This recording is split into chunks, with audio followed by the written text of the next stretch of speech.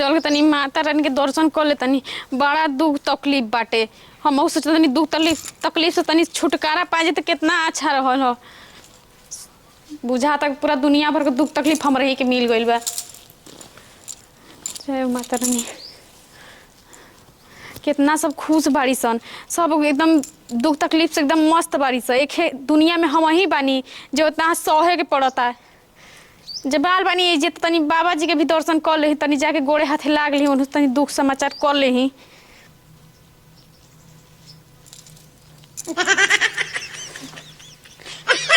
ये का करतनी बाबा जी? का हो गइल बा बाबा जी? अरे बाबा जी तारा नहीं खेलो को? प्रणाम बाबा जी। खुश रह। और बाबा जी हम सोचनी हम ना कि का हो गइल, का ऐसे ऐसे लगनी करे। योगा करतनी? योगा करतनी? इहो योगा होला बाबा जी? ये दादा हम तो सोचनी कि रहला योग कइला। अच्छा हम सोचनी रोग परनवा लटक गइल बा का। ए शुभ शुभ बोला, शुभ अशुभ ना बोले के चाहिए। ए बाबा जी बोला तार का समस्या बाटे? ए बाबा जी बहुत समस्या न बा, बहुत समस्या हमरा के बा, हम का बताई दर्द। अरे कितना समस्या बा, पूरा संसार के समस्या तोहरे कपार पर बका। ओइसे नहीं समझ ली बाबा जी, हरदम एकदम परेशान रहतनी हमरा शरीर में, कहीं हे ने दर्द कभी हे ने दर्द होते रहता। सोचतनी हमहू काश कौनो मेहरारू एकदम मस्त रहती तो कितना नीक रहत। खाली सोचते रह जाई ना, कभी ठीके ना होइला। हाँ तो खाए के बड़ी खाली मछली मुर्गा खात हो तो का हो? ए बाबा जी मछली मुर्गा खइले से कोई थोड़ी ना दुख तकलीफ होला ना होला ना। ज्यादा तेल मसाला खइबू आए तो फिर लीवर पर इफेक्ट ना पड़ी, चर्बी हो जाला पेट में। बाबा जी देखो तनी दू बार पर तो बनी पेटो नहीं की निकलल के चर्बी हो जाई। ठीक बा, तारा भी दुख तकलीफ बानू तो जाके डॉक्टर के इलाज करावाओ, दवाई बीरो खा, सब समस्या दूर हो जाए। ना बाबा जी देखी ना, हम सुनले बनी रउआ के पास सब चीज का नुस्खा बाटे, लेकिन रउआ हमहू बता दें तो ठीक है ना रही। का तारा होता बा? का होता? हाँ बाबा जी सांस लेने में दिक्कत होता। अच्छा। रीढ़ को हड्डी दुखाता है, घुटना दुखाता। ये बात बा, ढेर समस्या बा तब तो हो। बाबा जी बहुत समस्या बा। अच्छा हमारे साथे योगा करबू ना तो तहार धीरे धीरे धीरे धीरे धीरे धीरे सब समस्या दूर हो जाई। योगा? हाँ। कैसे बाबा जी? हाथ गोड़ भगवान देला बड़ा ना सही सलामत। हाँ बाबा जी। हाँ तो हाथे गोड़ थरी से योगा कइल जाला। अब तो हमारा के करे ना ऐसे जैसे रोज तड़पत रहनी। हाँ वैसे का पता बाबा, जैसे करे करे में पराने में निकल गल तब। हम करत तनी तो हमार पराने निके निकलत, आ तू करबो तो तहार परान निकल जाई। डरा गई एक पल खातिर बाके पार हो गई। डरा मत, धीरे धीरे योगा करे सीख जेबू, आ जब योगा करे बढ़िया से सीख जेबू ना तो तहार मोल दुख दर्द तकलीफ दूर हो जाई। ठीक बा बाबा जी बता दिन, हम सोचतनी कि हाई कुल ओइसन। देखो एगो योगा ए तरह होला, लंबा सांस लेना एक बाद छोड़ देना, ऐसे देखो। ये बाबा जी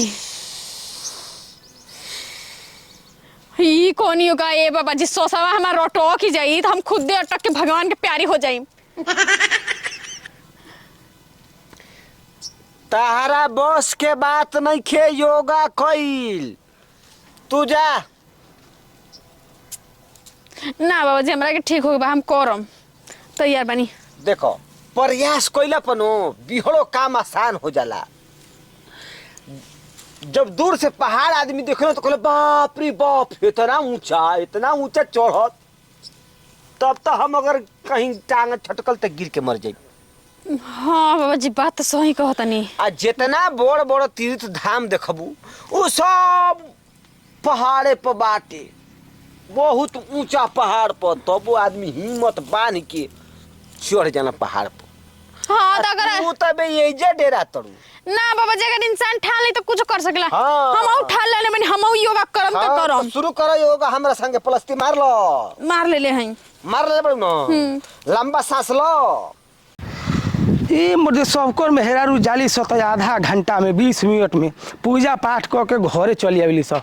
आ एगो हमार मेहरारू बिया कि आवत ये न दर्शन करे चाहे पूजा पाठ करे तो 3-3 4-4 घंटा लगा देती है। ई का करत या रुक एक बार हमहू देखत तनी कि तू का करत है। अब जैसे जैसे हम करत तनी वैसे वैसे तारा करे के बा। ठीक बा बाबा जी। ठीक बा मां मंजूर न? हाँ हाँ मंजूर बा। हाँ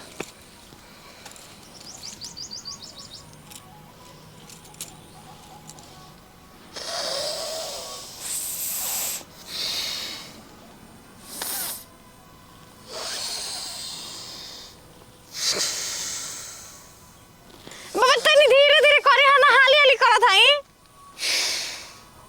धीरे ही धीरे सीख जेबू।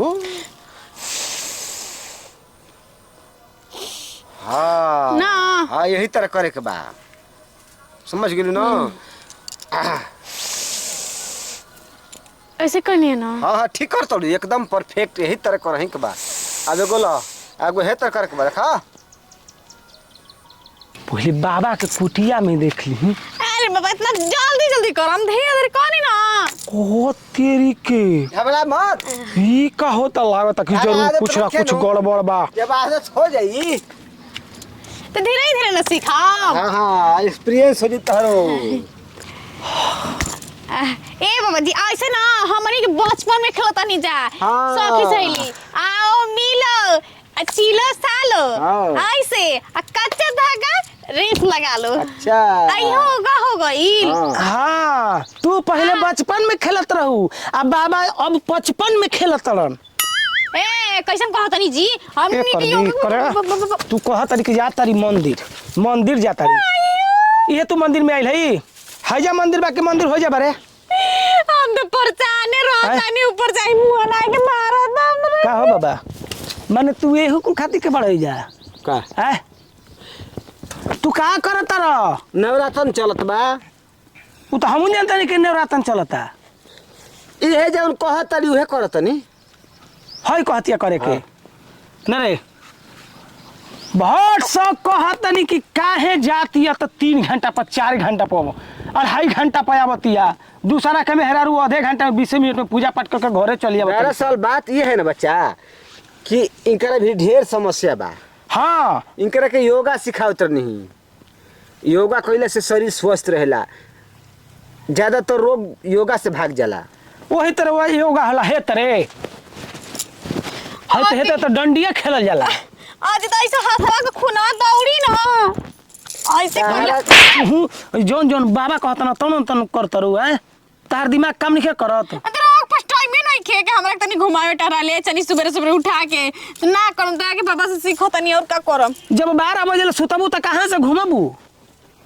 अरे खुद ही 8 बजे उठी ना तो वो जाली खेत में 8 बजे हमरा के जगाव तनी। ए बाबा देखी बाबा बानी यही से इज्जत करत तनी आ सही सही बता दी अपने से भूत नियर बक दी ठीक ना। तू चेला वाला ना यही से हम इज्जत करते हैं, तो मार के ईंटल का पार फोड़ देती अब पे।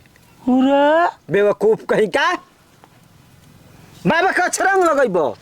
हम तहर मेहरारू का कल्याण करता थी, रोग से निजात दिहल चाहतनी आ तू हमार मिजाज खराब करत रहो। तू कल्याण करत रह कि बड़का कल्याण करत रह?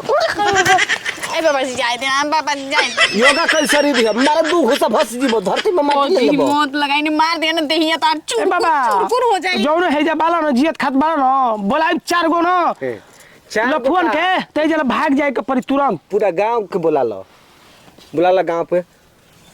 तारा भरोसे बनी तारा बोलौला पाइल बनी। माने एक तो चोरी या ऊपर से सीना जोरी। अच्छा रंग तो ऐसे लगाओ तो कि जना तक कि तारा कोठिला में सेन मारतनी त का करतनी कोठिला में सेहे न मारतनी रौरा। हम तो जानते रौरा बहुत बढ़िया बाबा बानी महाराज, लेकिन हम जान गनी रौरा जरिए से खत्म बानी लड़चुआ बाबा बानी का। हाँ जरिए से खत्म तोर खानदान हो की तू बड़ा जरिए से खत्म। ए बाबा जी का कहतनी जरिया से खानदान कुल खत्म करतनी। ए भगा भगा जा भगा। है रे बाबा जी तोहरे कल्याण करते या तू ये छरंग लगाओ तो हमरा पर। बाबा जी हां रवा कुछ कह थोड़ी ना बनी कहे बोलतनी जी। हाँ तो तू ए का करतनी काहे अइली हो? घर दुआर नहीं खे तारा मालूम बा ना योगा कइले से ना शरीर के जितना रोग दर्द तकलीफ दुख होला सब दूर हो जाला। जवन रोग दवाई से ना ठीक होला योगा से ठीक होला। सही में बाबा। तुम्हारा का लगता हो? दवाई करावत करावत खेत खरिहान जमीन जायदाद रुपया कपड़ा गहना तार मन खत्म हो जाई लेकिन रोग ना जाई। एक योगा जे कर ले न बिना पैसा के बिना कुछ खर्चा कइले रोग भाग जाला। ए बाबा तो तोरा बहुत बढ़िया उपाय बता दहनी। चली तब अब काल से हम आई रखे योगा सीखे। बाबा रामदेव के देखले बड़नू। हाँ अभी तक ले कितना स्वस्थ बनन। हाँ ये तो बात सही कहतनी। हैं? हाँ ठीक है बाबा जादी गलती हो गई हमारा से क्षमा चाहतनी। ठीक बा चलो घर चलो घरे योगा सीखी हो ठीक ना। एजा आदमी के सीखे खातिर बा योगा मेहरारू ऐसा तो गाँव घर देखी देखा कही खराबी न कही। जाहो ओ जी तो बाबा थोड़ी ना बेकार बनी। हे जा अकेले में योगा सिखबू चल घरे। बाबा के नियत गंदा नहीं जा जा जा छोड़ो जा तू दवाई भी करा के ठीक हो। चलो आओ घर। जब पैसा दुहा जाए कुल दवाई बे ना तो समझ में आए तरह के